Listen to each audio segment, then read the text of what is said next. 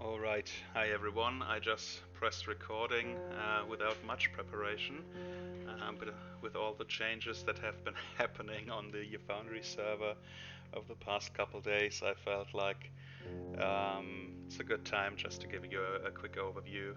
I've had lots of fun working on Bartertown, working with Loic on, um, well, adding detail to the world, really. And I mean, speaking for myself, I'm doing this because it's fun to me, but also, of course, and I'm sure I'm speaking for Loic as well, we would even more enjoy this if all the work that we're doing is actually visible to you guys. So with this video, I'm just gonna run through a couple of the things that are new for the first few minutes, so that nothing goes unnoticed, and maybe there's something of interest for you guys. And then for the second half, I'm planning to give a quick rundown on all the modules that we're currently using, because I feel like yeah, that changes regularly as well, and the modules change. So that's no mandatory listening, but if you're interested in learning a couple more things, yeah, you're welcome to stick around until the end. But yeah, it's obviously up to you. So let's start off just by having a look at the new Bartertown map. I'm going to do this as my player account, basically, so that everything should look exactly the same as it does to you guys. So let's start by logging in here. And you will notice that upon loading in, you will no longer have the Mindosza map as default, but the Bartertown map, just because, well, we want to make sure that we're right at home in our favorite fantasy town and have all the information basically at a glance. So yeah, this is the new map. Just starting like visually.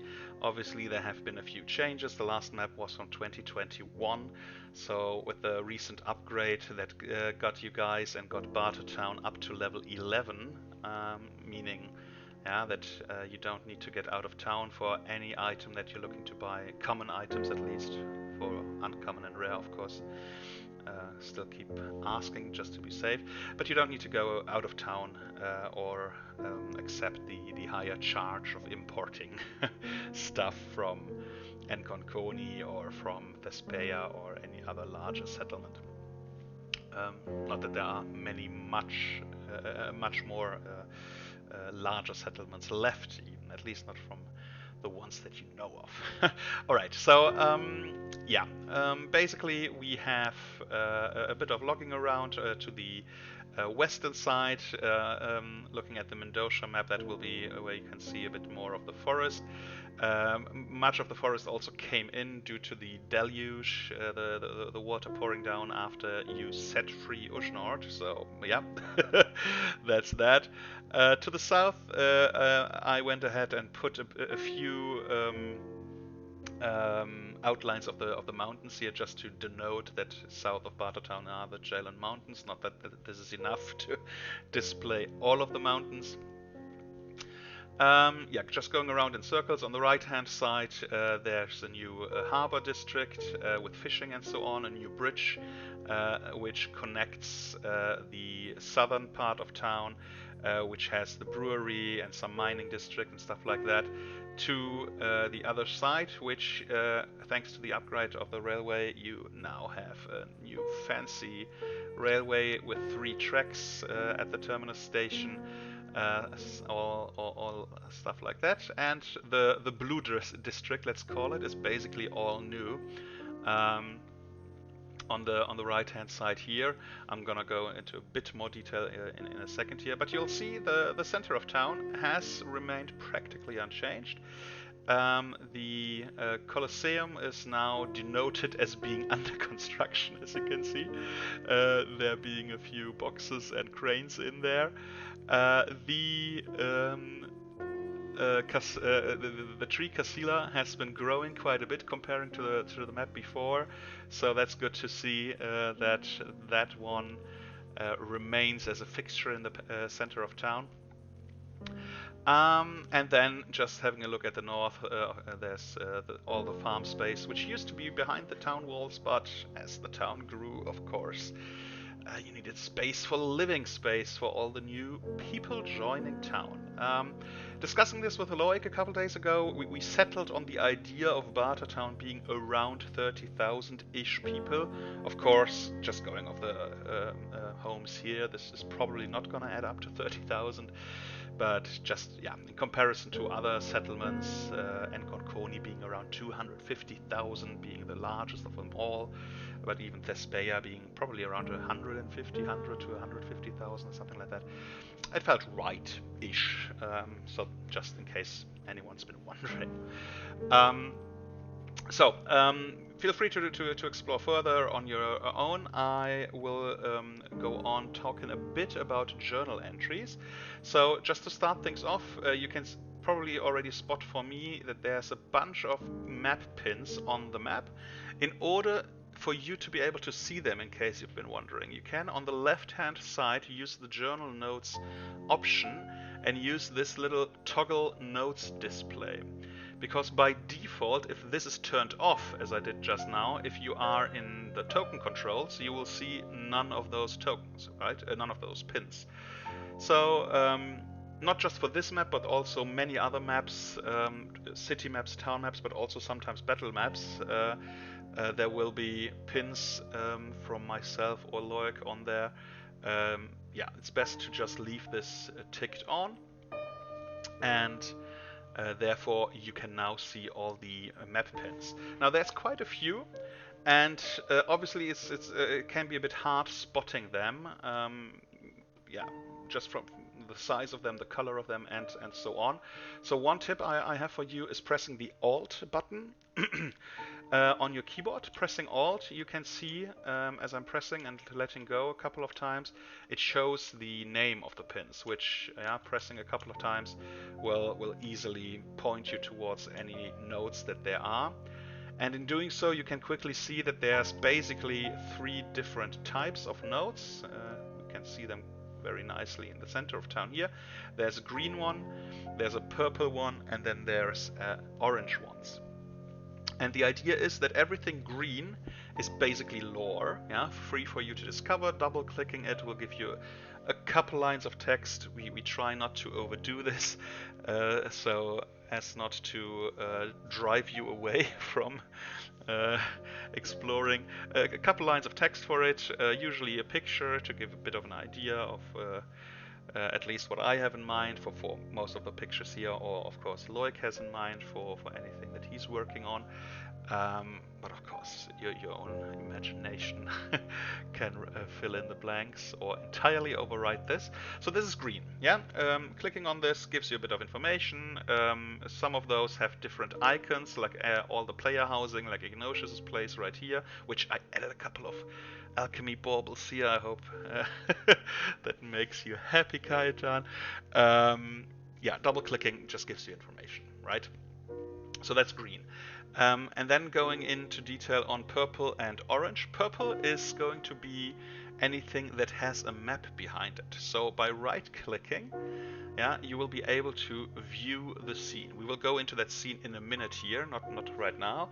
And the same actually goes for the orange ones, but the orange ones are just meant to be this is actually important, have a look here, color, hence orange as a signal color, and that right now is only the notice board, because what we've done is we've moved away from the quest log.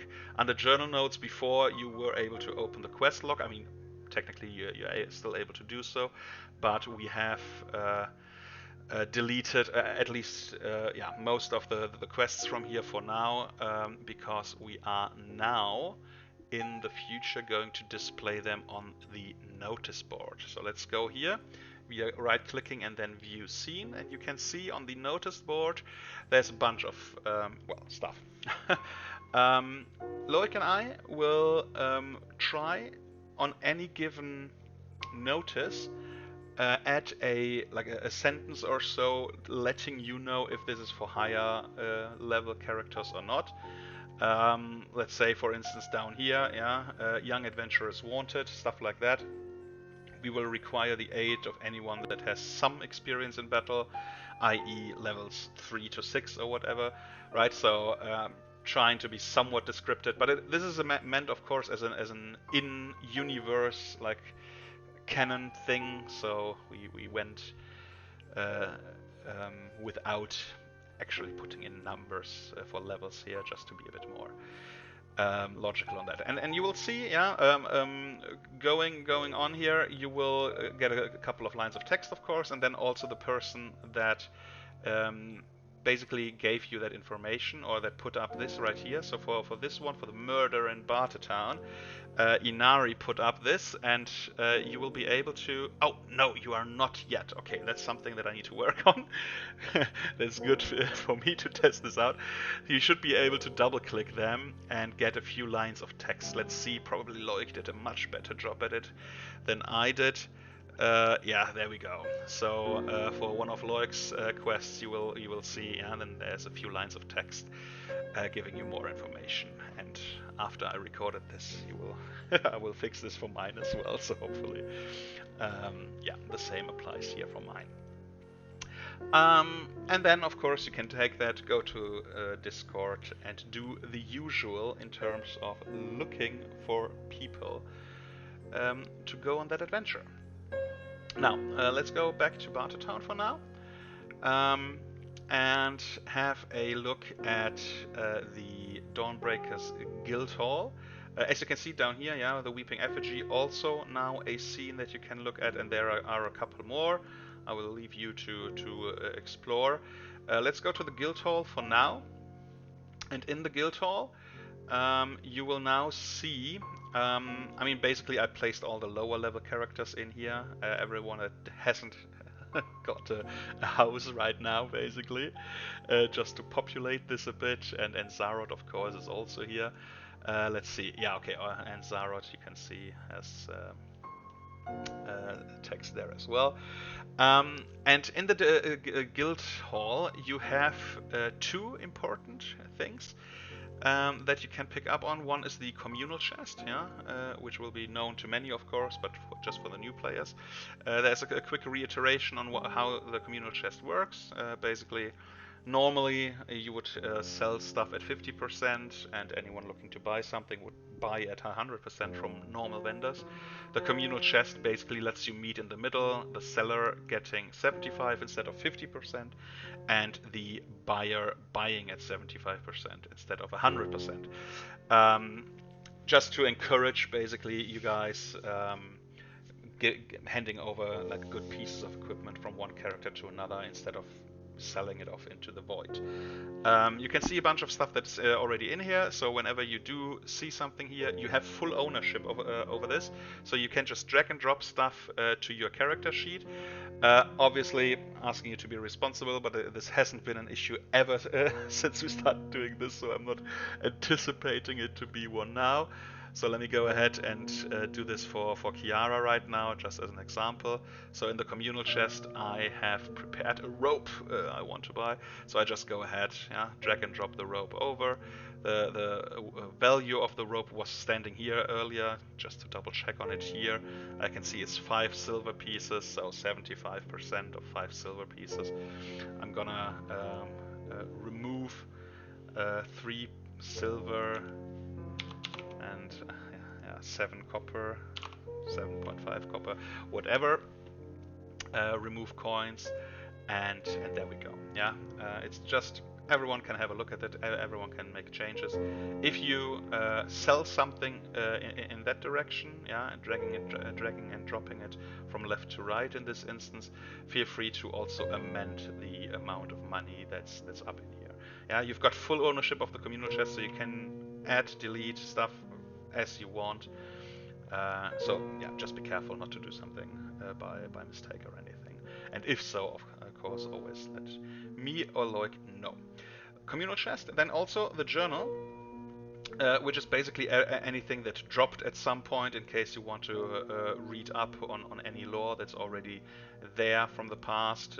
You are able to do so, which I also encourage you guys, whenever you do find something new, just to drag and drop it over there. You also have full ownership over that. And then last but not least, there's a bit of an update, I guess, on the inventory management.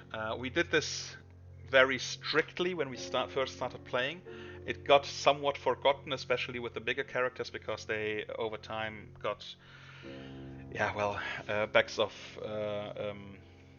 ever bountiful and stuff like that, so they didn't have that issue much anymore.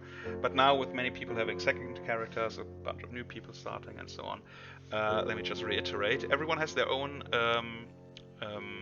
chest, basically. Permissions are such that, yeah, double-clicking on Ava here, I can't open it.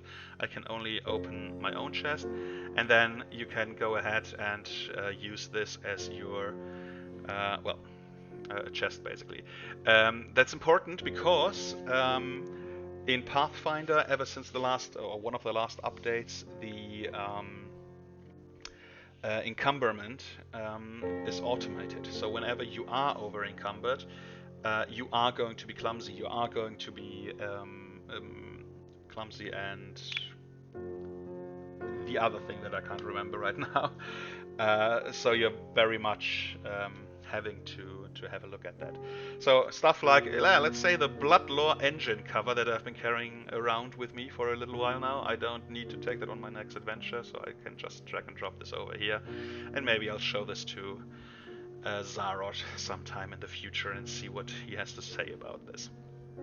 Stuff like that, yeah, basically enabling you to put stuff here. I did only add one chest per player, not one chest per character, because I felt like that is so many chests and it doesn't make much sense. So basically you can use your chest with all of your characters. For some of you guys who have 3 or more characters, that might get a bit like knowing, okay, from whom is that, stuff like that. If you have issues with that, let me know. I can add a new chest.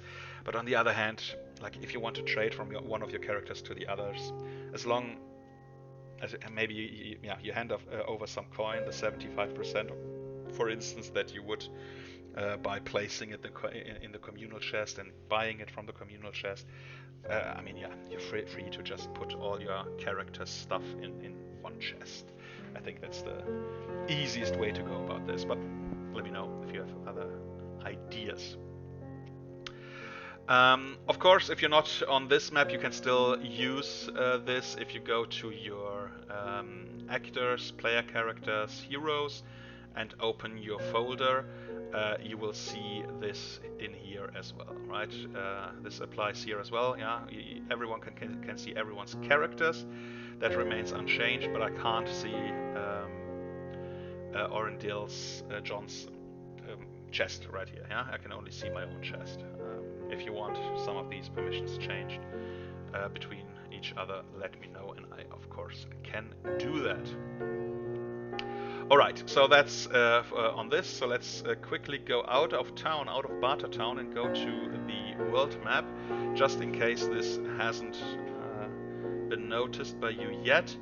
The world map has changed a tiny amount, nowhere compared to Bartertown, but the lightning rail has now been extended, going through the Crucian Gorge. And at Iron Lake Rapids, there is soon going to be showing up a new settlement visible to you guys if and when you guys go down here. So there's going to be one more settlement down here, as well as Raptor's Head has gotten some love as well. There's a quest there leading you there if you want to investigate in that direction, of course. That just as an FYI. Alright, I've been already talking for way longer than I anticipated, but this is basically the FYI bit on what changed. And now I'll just, basically because I've been wanting to setting up the modules for my player character, I'll be doing that now, and I'll just take you along the ride, basically. Alright, so basically, if you ever have a couple of minutes of time and just want to maybe optimize what the game looks like and how it works for you, you can go at the top right to the settings, game settings, and to configure settings. In here are going to be a lot of modules that you can set up. Now, obviously that's quite a lot right here. I will, in some cases, scroll through it quite quickly. In some cases, maybe I'll go in depth. If at any point there's anything I don't answer in depth, but you're interested about it, just get back to me. Alright, so starting off at the very top, we have some core options. So this is Foundry basic options. Starting at audio and video configuration, which none of you will need because we're using Discord for both, and it's entirely disabled actually for this installation, so this won't do anything. Disable game canvas the game canvas is the one in the background, right, showing the Bartertown map right now. Obviously not something you're going to be doing much. It is a huge performance saver, so if you ever have performance issue you can do that, but yeah, obviously usually you want to see the game canvas. Language preference, self-explanatory. Enable chat bubbles, yeah, if you want tokens on the map to have the chat bubbles, you can enable them or disable them. And one option I personally strongly encourage you to disable is the pan to token speaker. If people, which I sometimes do, are writing in chat, it by default will pan to that token speaker. But if you are looking at a different place in the map, this is going to annoy you a lot. Disabling this will stop that from happening. Yeah, pixel ratio resolution scaling. If you've got a funny resolution on your PC, that might be something that helps you out. I'm not going to go into depth there. Left click to release objects. So basically, usually you have, let me see real quick.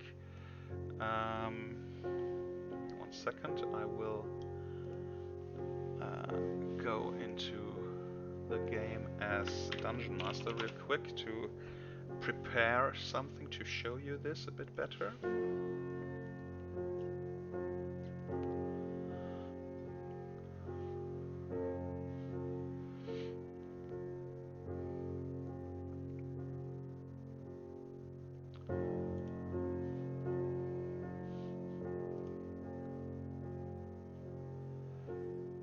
Pull to scene. Alright, okay, now I got pulled to an empty scene right here.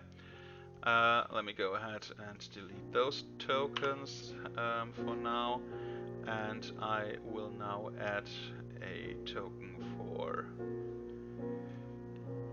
Kiara right here, and let me see if I can find a quick enemy here. Sure, let's go for Colin Green. He's been dead, or she's been dead for quite a little while, but just to have something to work with in a second here.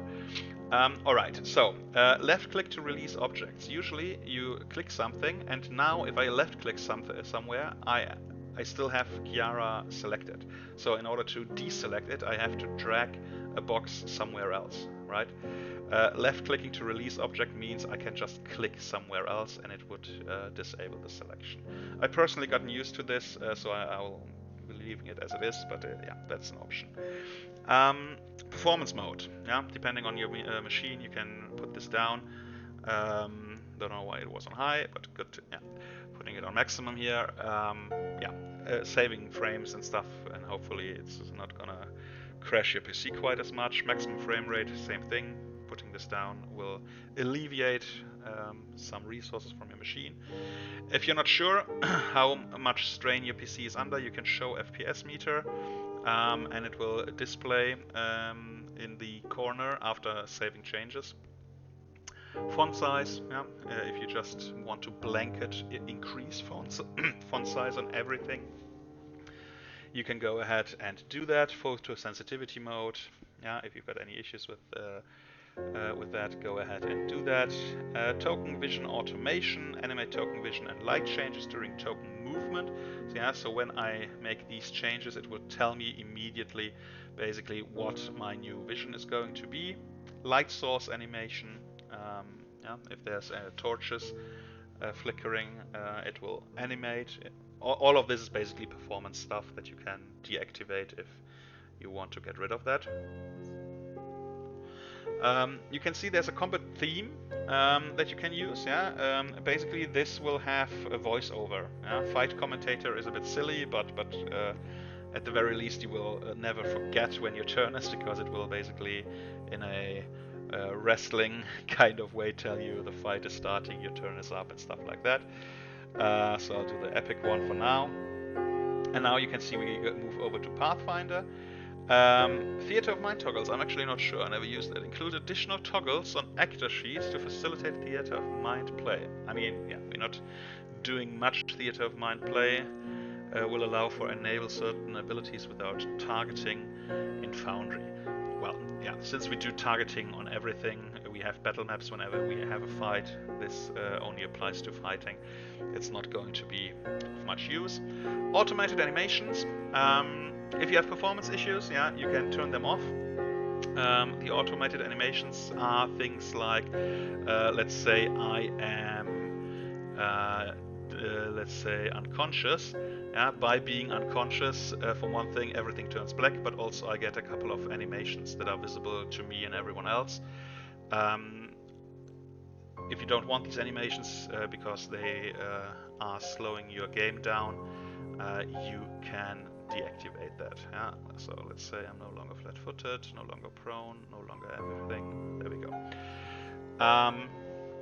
One general tip on this that I have noticed since I've been using Firefox. Firefox seems to struggle way more than Chromium-based browsers. So feel free, if you're using Firefox and having issues. I've been using Edge lately, and Edge runs like ridiculously much smoother. Like when I'm at like 5 frames in Firefox, Edge is still at 60 frames. It's mind-blowing. Yeah, template grids on hover removes the template grid highlighting unless hovered over. Token magic. It's also a performance thing basically on the automated animations. Dice so nice, in case you haven't already, but I think most of you do. You're able to amend and change what your dice look like. Yeah, if you want to have different looking dice, you can go ahead and do that. Let's say a dice finder dark mode. Well, what theme are we going for? Let's go for the custom theme of Dice Finder. Yeah, well, you can see, yeah, it has a bunch of options for you. I'm gonna cancel out of this to not fuck up my settings I had before. The rollable area settings are quite nice because this allows you to say where do you want to see your dice. It's something that's very easily overlooked. But if you want to avoid having to search for the dice, yeah, you can say, okay, I want the dice to always roll down here, and that way, that's where they will pop up always. Whoopsie. All right, I guess I have to save changes for this to work, or not. Ah, there we go.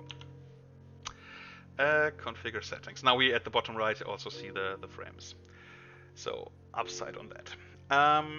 Dice so nice. Then drag ruler. Drag ruler allows you to see where you are moving and how much actions you need. Yeah, within your first range increment, i.e. for my character that's 25 feet, it's going to be blue. If you go outside of that, it's going to turn yellow. If you're going outside of that even further, let's go down here, and then we should. Yeah, over here you can see it's turning red. Yeah, at a certain distance, because that's more movement than I have. When doing this, you can press the space bar to make certain waypoints basically, so you know, okay, how much movement and where do I turn around what corner and stuff like that. And then, okay, I don't have that much movement, so let's say I'm gonna stop here. As soon as I let go of the left mouse button, it'll move along those waypoints. And right here you can see right click action is delete waypoint. In other words, yeah, spacebar, spacebar, spacebar, and now I'm changing my mind. Right click, right click, right click, right click, and all those waypoints are gone. All right. Quest log. Yeah, we're not going to use that anymore in the future, so feel free to ignore. I'm probably going to uninstall this in a bit. Notice board is going to take its place. Avix Master. Yeah, disable effects if it takes too much power. Lib wrapper is not something that you need to care about. I mean, you can basically say how, like what kind of error messages you're getting. Usually warning is all you want. Like probably off would be a great addition here for players, but yeah, either way. Monk's hotbar expansion. In the bottom left, depending on how many macros and stuff like that you use, like on this obviously there's not that much because it's a level 2 character, but on my DM account there's quite a bit more. And maybe you're sick of having to press like through the pages like this. You now can go ahead and just left click on the number and it will pop that out, showing you all of your hotbars at the same time, enabling you to have much more down there. You can change how many numbers of rows you want. You can reverse the numbers of row, hide the first row. It's all self-explanatory. Go ahead and play around with that. Pathfinder animations. This right here is basically responsible for the combat effects happening, right? If I go ahead and attack, basically colon green, I can either go ahead and double right click, yeah, for the target to be set, or I can just mouse over and press T. Yeah, same thing, you can see it's now targeted, which means once I now go ahead and make an attack, let me go ahead and draw my Khopesh first and strike, it will now do the effect right here. Yeah? So if you don't want the animations, you can disable that. Oh no, disabling was under automated animation, sorry. This right here is automatically accept effects from macros, such as adding the rage effect when you use the rage action. So yeah, if you don't want to get any pop-ups for stuff like that, go ahead and I will be doing the same right here. Alright, now we go to the UI settings, and this is basically just personal preference right now. Let me disable this, it's gonna drive me insane. You can go ahead and make changes to how your UI looks. Let's start by the PC sheet, which is currently the default one. If I now go ahead and change this to dark, which is my personal preference, I will have the dark theme, obviously, which to my personal preference is just easier on the eye. Let's wait for the load right here, and you will be able to see that. Da-di-da-di-da. Oh, let me quickly drag myself back to the scene. There we go. Alright, so here we are again, double clicking Kiara now, I have the dark theme. So yeah, it's just personal preference. And the same goes for all the other options under the Dorako UI. I mean, NPC sheet is not going to matter to you much, but loot sheet is basically going to apply to the communal chest and stuff like that. And all that stuff, yeah, you can make changes as per your personal preference. I don't think it makes much sense to go through all of them right here. The modifiers matter. Yeah, if set to true, the module, it's a new one, so I have to read through it as well. If set to true, the module will not highlight changes that changed an attack from a fail to a crit fail, or vice versa. So basically, the modifiers matter is just a small add-on I recently installed, which will tell you, alright, so because it's frightened, you now hit them, just to highlight basically the modifiers, hence modifiers matter. If you don't want that, yeah, you can disable it here.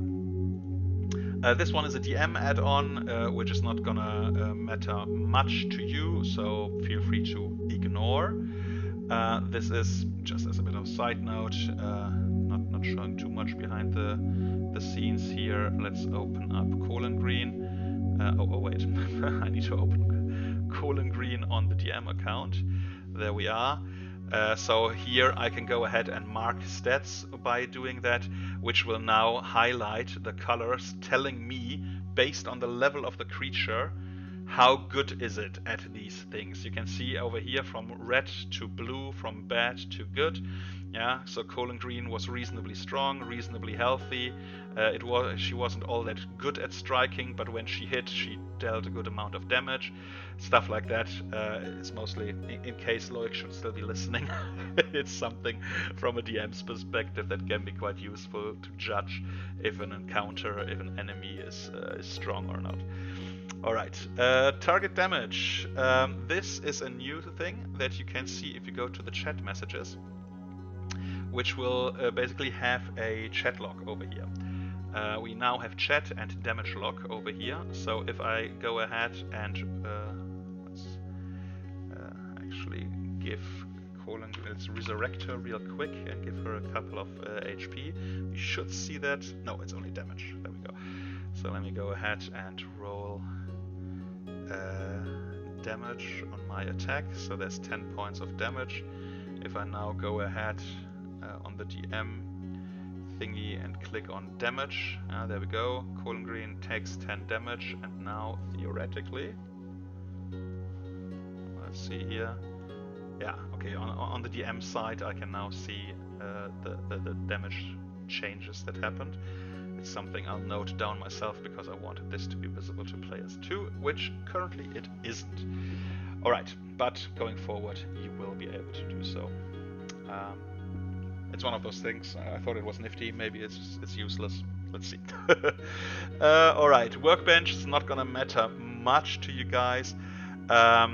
So there's a bunch of client automation that might be worth looking up, but automatically decreasing frightened condition each turn, for instance. That's quite useful. Let's activate that. Automatically collapse item chat card content. Basically, have this information that's displayed in the chat be minimized, yes or no. We can make these changes here. And same goes for damage rolls. Do you want them to be expanded automatically or not? You can see by default they're always expanded and never collapsed. But yeah, you can change this, of course. Same goes for skills. Same goes for skill action icon style. So do you want it to look like how many action does it cost, or what action is it that I'm using? It's small stuff and not hugely important. Yeah, might be useful or not. Pointer and pings, that's basically what happens when you press X. That's this module that does this small thing.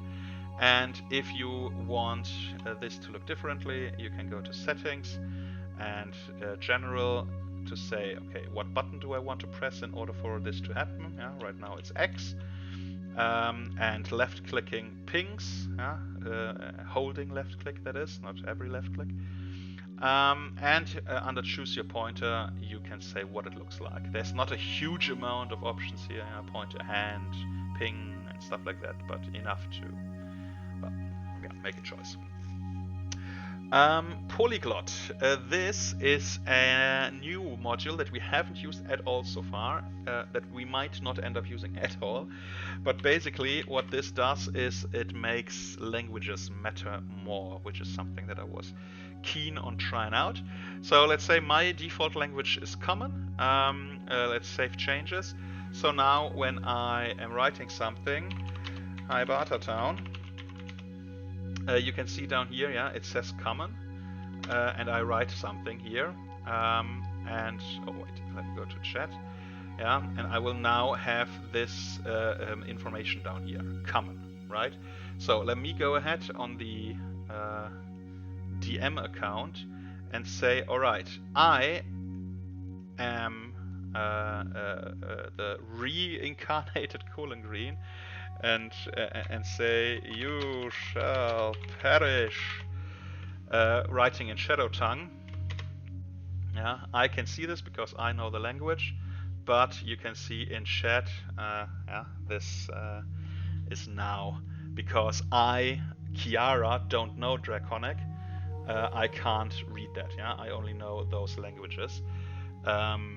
However, if my character did know Draconic, I would be able. So if Ava should log in, she should be able to read that right there.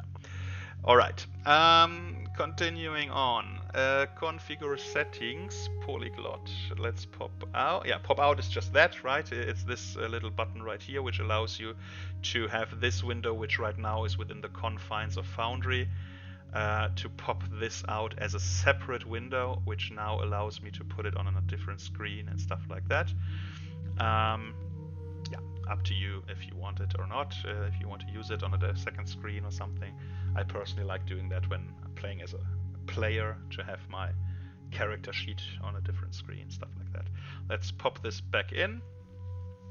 Yeah, show button. If you are not interested in this at all, you can simply deactivate it and not see this anymore, or have only the icon basically and not the wording.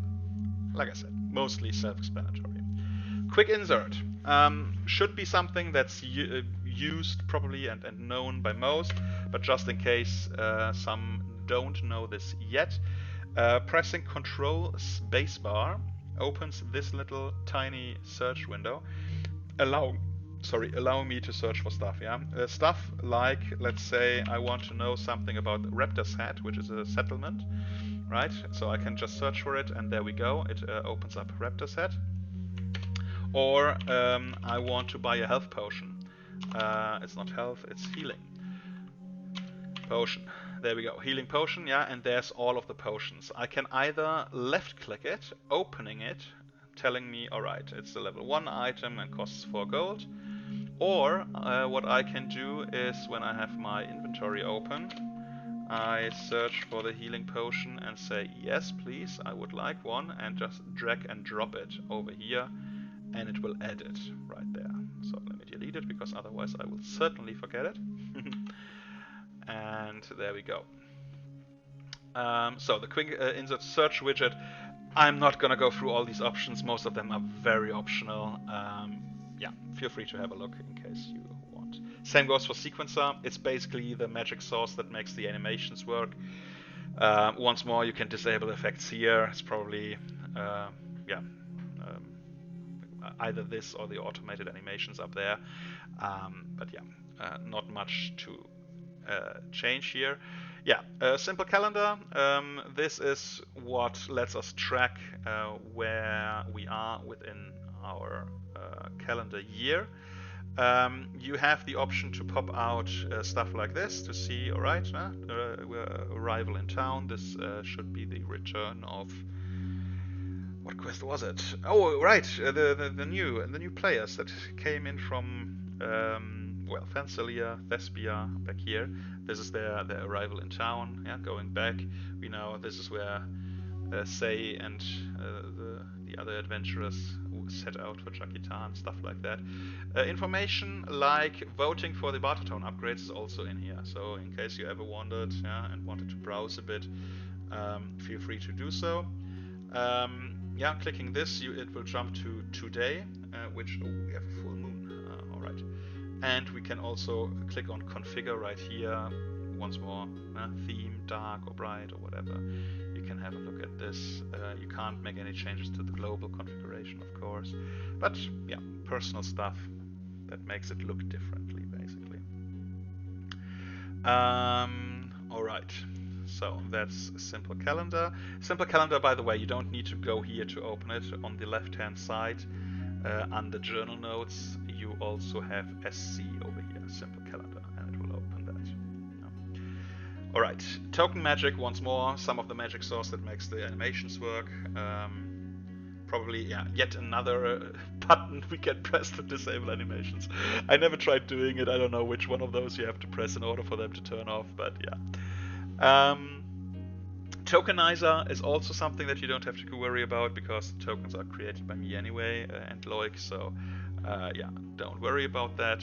And warp gate, same thing, is something of the magic source in the background.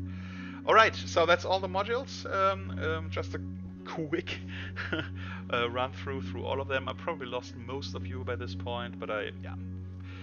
Now that I've run through it, I can upload it, and it's going to be there forever for anyone that might be interested in using this. So before I close this out, let me just quickly see if there's anything I was missing. On the left hand side, token controls, of course, select targets, measure distance, but you can just press control to measure distance, which in case you like shortcuts, yeah, that's gonna be of use. And like I said, instead of clicking here to select target and then click there, you can just stay on the select tokens and use the T button on your keyboard, and it does the same thing. Measurement controls, we don't really need anymore, because as long as you have a somewhat current spell description and stuff like that,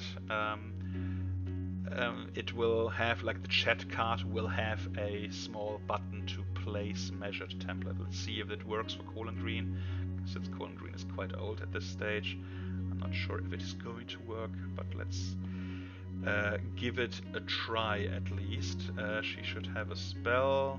Let's go for darkness and cast this, and there you go. Yeah, in chat you can now see the darkness spell, and I can place a 20-foot burst. There we go, and there's it, and there's also the effect as well. So going back to Kiara, Kiara is now blind because she's in here, and well, oops.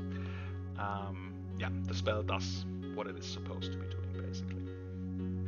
Now, in order to delete these, because sometimes it happens that this is placed and you don't know where did it come from, how do I get rid of it? You go back to the measurement controls. This is the one time that you go here, and you see the source of the effect, hover over it and press the delete button on your keyboard, and there you are. It is gone. Alright, and then there's obviously different kinds of templates for cone, for rectangle and stuff like that.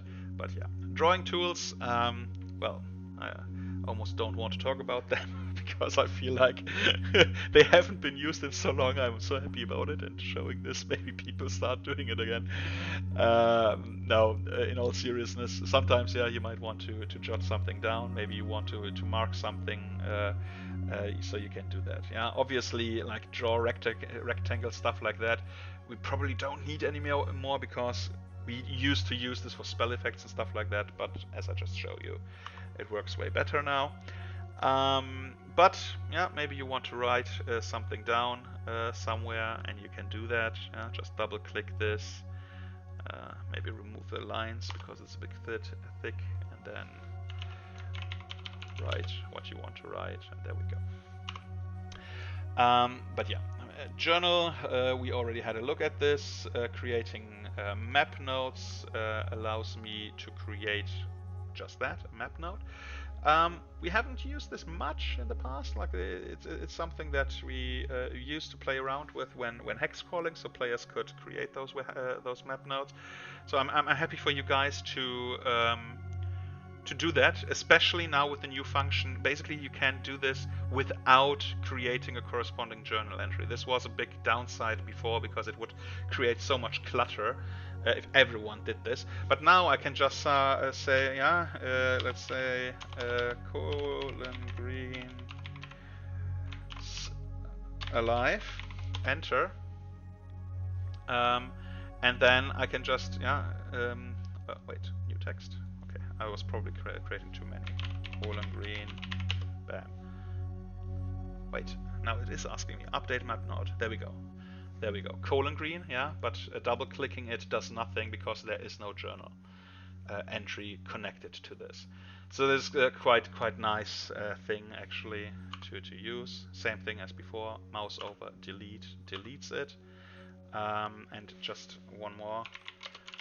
Because in this right here you can also make changes to what the node looks like. So this is actually quite nice for hex crawling, yeah, without creating journal nodes. Just a small tidbit of information for the next person to come along. All right, yeah, all of that we had a look at before. Sequencer, like I said, that's magic source in the background. You don't really need that. So, since we are in overtime, and I'm assuming most of you don't listen anymore anyway, I'll just finish this up with having a look over here, just in case that there's any functions in here that you guys might not know. I'm probably just talking to myself at this point anyway. All right, so there's darkness over here, and maybe I forget about the darkness. But I know next turn someone needs to roll a DC on that to escape that, or I mean obviously not for darkness, but if it's something that's escapable with a DC. Yeah, sometimes there's spell effects like command or whatever that you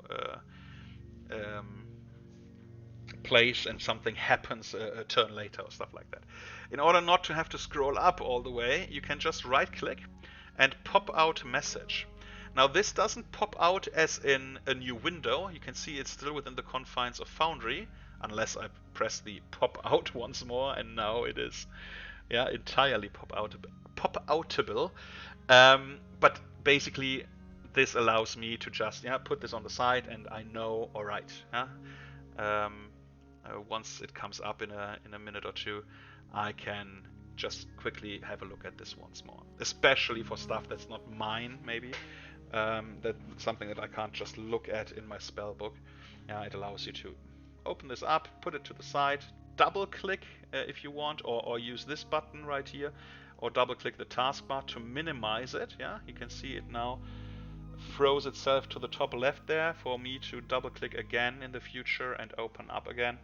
So this is quite a nice way to deal with stuff like that.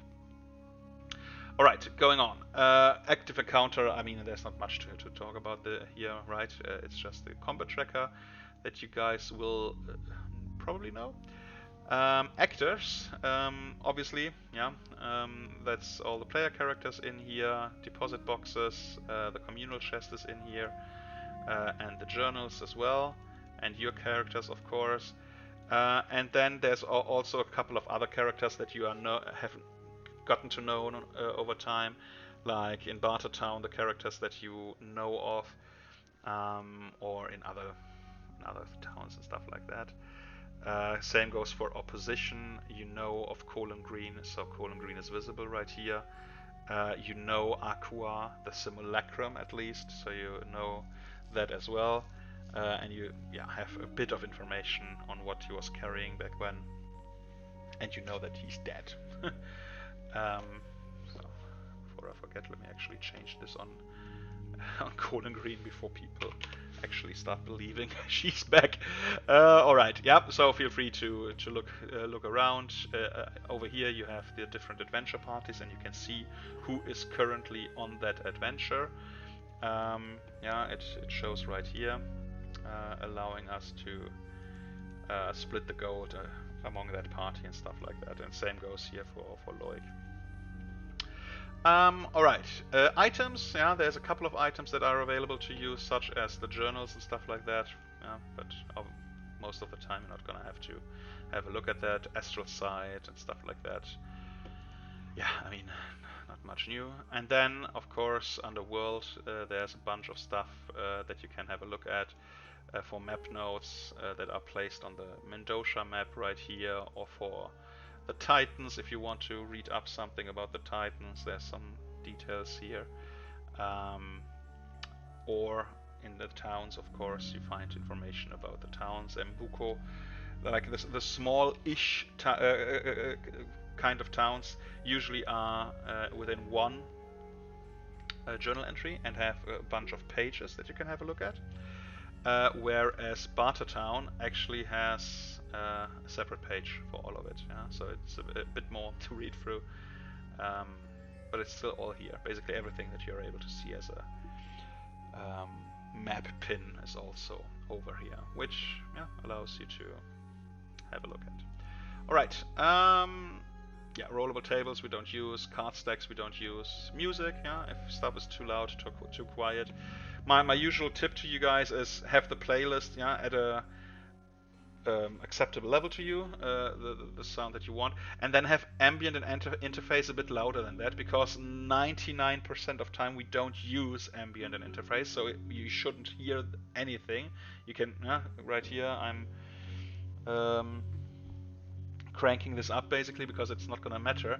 But the thing is, every now and then either Loic or I will feel inspired to have some cool background noises, and if you just went ahead and said, well, gone, then that effect is gonna fizzle out, and you're not gonna be able to hear it. So yeah, 99% of the time, ambient interface you're not gonna notice. Just put it a bit higher than your playlist so that when something happens, you at least notice it.